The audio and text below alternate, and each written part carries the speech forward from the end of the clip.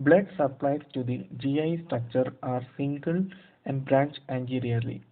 For example, celiac trunk, superior mesenteric artery, and inferior mesenteric artery, which is branched anteriorly and is single. Celiac trunk, which supplies blood to the lower part of the esophagus, the spleen, liver, and stomach, and also the proximal part of the duodenum.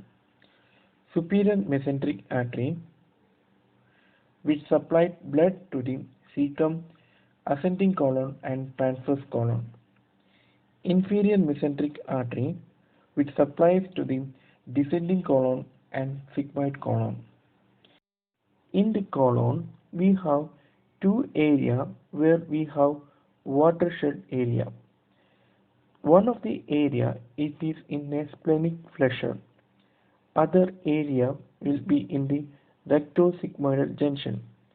Watershed area means that if there is a two artery, for example, superior mesenteric artery and inferior mesenteric artery, the distal part of the superior mesenteric artery and distal part of the inferior mesenteric artery is supply blood to the splenic flexure. If there is any blockage in this area, this lead to the watershed. Rectosigmoidal junction area is also undergo watershed because if it is also the branches distally from inferior mesenteric artery and superior rectal artery. Now we can talk about the Nutcracker syndrome. In Nutcracker syndrome, as we all know that we have two renal veins, right renal vein and left renal vein. Left renal vein is much longer than the right one. So as a result, there will be a compression of left renal vein between the superior mesenteric artery and aorta. Let's see an image for more clarification. In this image, we can see here the blue line is a left renal vein, and this one is the superior mesenteric artery, and this is the aorta which is present in the back side. So we can see that the superior mesenteric artery is compressing the left renal vein by the between the superior mesenteric artery and abdominal aorta. This will lead to Nutcracker syndrome. As a result of compression of superior mesenteric artery over here, there will be a backward pressure in this direction. This lead to the bulging of small vessels and capillary in this region. This is called varicocele. From this image, I am also going to explain about Mayer-Turner syndrome, which is this one over here. In this image, we can see that the left common iliac vein is compressed by the right iliac artery. So this compression lead to the improper drainage of blood from the left leg. This lead to Mayer-Turner syndrome.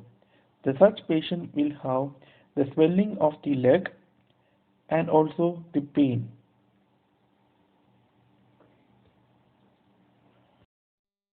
In Nutcracker syndrome, as a result of the compression, there will be a severe pain and also the growth hematuria. This is due to the bulging of the small vessel in the distal area, and that will lead to the renal varicosity, and some of the vessels get ruptured and that come into the urine. In case of the superior mesenteric artery syndrome, this superior mesenteric artery will compress the duodenum and between the aorta and superior mesenteric artery. It is because this fat normally make a cushion between the duodenum and superior mesenteric artery. When there is a heavy loss of this fat, lead to the loss of cushion between the duodenum and mesentery, lead to compression of this transverse portion of the duodenum. This is the third portion of the duodenum. This can be due to the loss of body weight and malnutrition. Normally, the foregut is supplied by the celiac trunk, midgut supplied by the superior mesenteric artery, and hindgut by inferior mesenteric artery.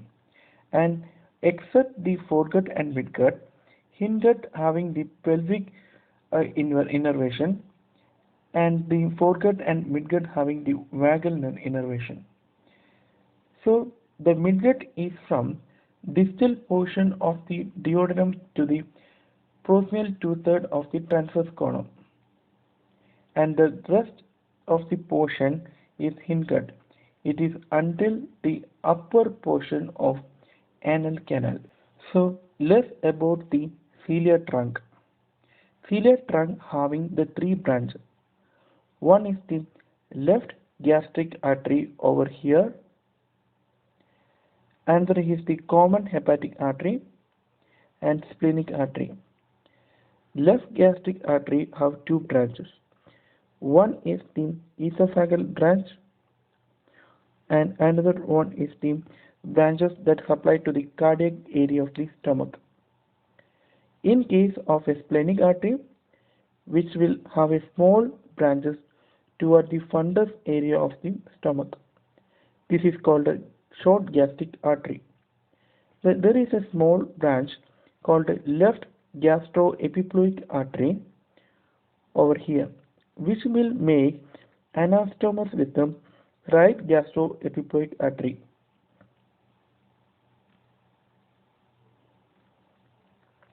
In case of common hepatic artery, we have different branches. It will be divided into proper hepatic artery and the gastroduodenal artery. Gastroduodenal artery have two branches. One is the anterior superior pancreatic duodenal artery and another one is the right gastroepiploic artery, from where the right gastric artery have branches. The anterior superior pancreatic duodenal artery which supply the anterior portion of the duodenum, and this area, the posterior superior pancreatic duodenal artery from the right gastroepiploic artery is supplied the posterior portion of the duodenum. The proper hepatic artery having the four branches. One is the right gastric artery over here on this side, the left hepatic artery, right hepatic artery and cystic artery. The right hepatic artery will make an anastom with the left gastric artery. In our body, there are several areas where there is a connection between the portal system and systemic system. Systemic system means that the inferior vena cava. Our portal vein consists of several branches. One of the branches is here, which branch to the para-umbilical vein towards the umbilical area, and another one is the left gastric vein, and this is the superior mesenteric vein. And here you can see that here we have the splenic vein, and we have to understand that the splenic vein drains blood from the spleen, and here we have the inferior mesenteric vein. Inferior mesenteric vein drains blood from the lower part of the region, and then it drains to the spleen. Then it goes to the superior mesenteric vein. Then it reaches the portal vein and to the inferior vena cava. This is a portal vein which have several branches. One of the branches is para-umbilical vein, which is passing downward and meet in the umbilical area here. Another one is the splenic vein, and this is the superior mesenteric vein. The inferior mesenteric vein normally drain into the splenic vein like this. Here we have the splenic vein which drain into the superior mesenteric vein. Then it goes and reaches the portal vein, and from there it goes to the inferior vena cava. This is normally happened, but in case of liver cirrhosis, if it is cirrhosis, there will be a compression of this vein. As a result, there will be a congestion of the blood, and this leads to the backward flow of blood into the inferior vena cava system. In case of a liver cirrhosis, there will be a fibrosis of the liver. As a result of this, the blood vessel underlying here will be constrict. So here we will have a portal vein which contains blood. We cannot drain into the inferior vena cava. So it undergo a backflow like this in this direction. So it undergo backflow and make the dilation over the periumbilical area on this side. So this is appear like a caput medusa. The similar way in case of esophageal varices, the left gastric vein which which make the pressure over this direction due to the compression or cirrhosis of the liver make the dilation of the blood vessels on this side. It can also cause dilation over the anorectal region on this area. This is called anorectal varices. It is because of the black flow of the blood in the inferior mesenteric vein. As we already discussed, the esophageal varices that occur between the left gastric vein, which is the branch from the portal vein, and esophageal branch, which is from the inferior vena cava, and finally it's drained to the esophagus.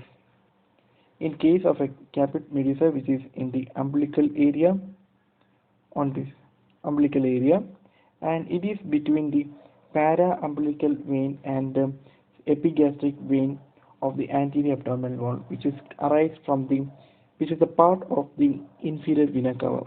You can check on the image. This is the para-umbilical vein, and this one is the epigastric vein, and which make the here bulge due to the outflow pressure, blood on this direction due to the cirrhosis of the liver. There is also anorectal varices, which is over here. I already mentioned it is between the superior rectal vein, which is the branch from the portal vein, and middle rectal vein and inferior rectal vein from the systemic circulation. In order to make a treatment against the portal hypertension, we can do a transjugular intrahepatic portal systemic shunt. This means there is a shunt between the portal vein and the hepatic vein.